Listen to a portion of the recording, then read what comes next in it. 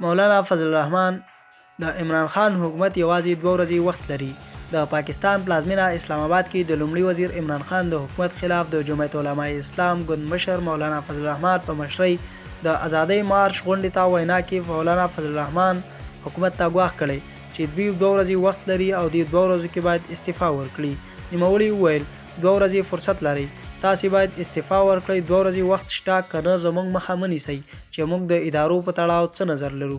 مولانا فضل الرحمن د پلازمینې په سیکرټریټ 9مه سیمه کې د غونډې ګډونوالو ته وینا کې له واکمنو ته په اشارې سره زیاته کړه، تاسې څوک یاست چې لویدیځوال خوشحاله کوئ؟ پاکستان او اسلام نه بیلیدونکی دی. د مولانا په خبره د اسرائیل د بهرنۍ پالیسۍ بنسټ د پاکستان له منځه وړل دي. نوموړی دغه راز پر حکومت د هیواد اقتصاد خرابولو تور پورې کړ او وینای موږ د پاکستان غلام اقتصاد نه منو. نوموړي دغه راز غونډې ته په وینا کې وویل هیڅ یوه اداره حق نه لري چې پر پاکستان حکومت وکړي او په وینا یې یوازې د پاکستان خلک پر خپل هیواد د حکومت کولو حق لري. مولانا فضل الرحمن دغه څرګندونې داسې مهال وکړي چې د ملتپال سیاستوال محمود خان اڅکزي په ګډون یو شمېر نور سیاستوال هم ترڅنګ ولاړو. اسلام آباد کې د BBC خبريال خدای نور ناصر وایي د اپوزیسیون دغه احتجاج ته عوامي نېشنل ګوند مشر اسفندیار ولی خان 13 شپه وینا وکړه او نن یې په غونډه کې ګډون نه و کړی.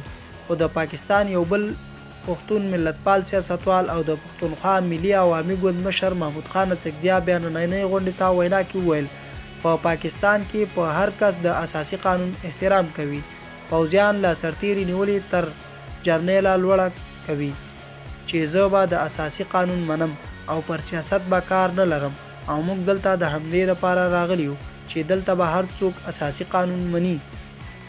غونډې ته د پاکستان پارلمان کې د اپوزیسیون مشر او پخوانی لومړي وزیر نواز شریف ورور شهباز شریف ګوند، پاکستان مسلم لیگ نون، د پاکستان پیپل ګوند شریک مشر بلاول بټو زرداری او یو شمېر نور سیاسي مشرانو هم ویناوې کړې دي.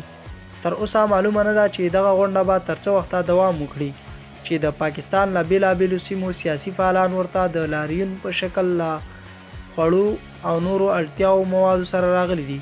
خو د حکومت او مظاهره کوونکو ترمنځ د یوې هوکړې له مخې به د ازادۍ مارش ګډونوال د سیمه ییزې ادارې له لوري ټاکل شویو حدونو کې دننه غونډې کوي.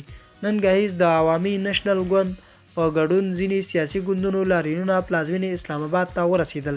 دغه احتجاج د روانې میاشتې پر 28مه د لاریون په بڼه پیل شي چې د اپوزیسیون نږدې ټولو ګوندونو یې ملاتړ کړی او اوس یې زرګونه پلویان د اسلام آباد په پیښور موډ سیمه کې د احتجاج لپاره راټول شوي دي.